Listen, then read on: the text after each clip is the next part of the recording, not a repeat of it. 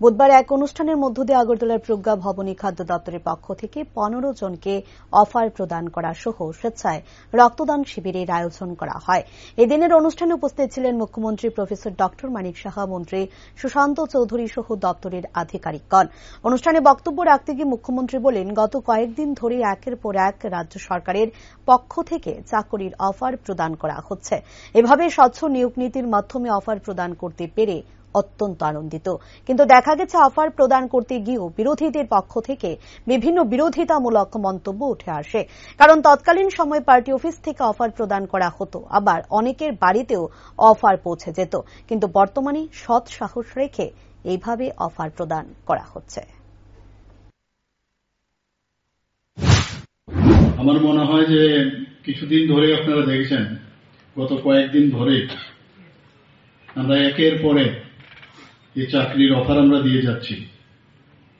ট্রান্সপারেন্সির মাধ্যমে আমরা এই ধরনের অফার আমরা দিতে পেরে আমরা অত্যন্ত আনন্দিত।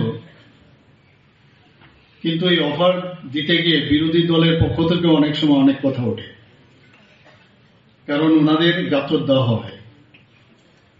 কারণ আগে আমরা দেখতাম যে অফার, আমরা 35 বছরের রাজত্ব দেখেছি, আবার মাঝখানে যে 5 বছরের রাজত্ব আমরা দেখেছি। এর আগের কথা তো বলে লাভ নেই, এগুলো আর বললাম না। সব জায়গায় আমরা দেখতাম, দায়িত্ব নিয়ে আমি বলছি, যে পার্টি অফিস থেকে অফার দেওয়া হতো, অনেকের বাড়িতেও পৌঁছিয়ে দিত, এগুলো হতো, পার্টি অফিস থেকে দিত।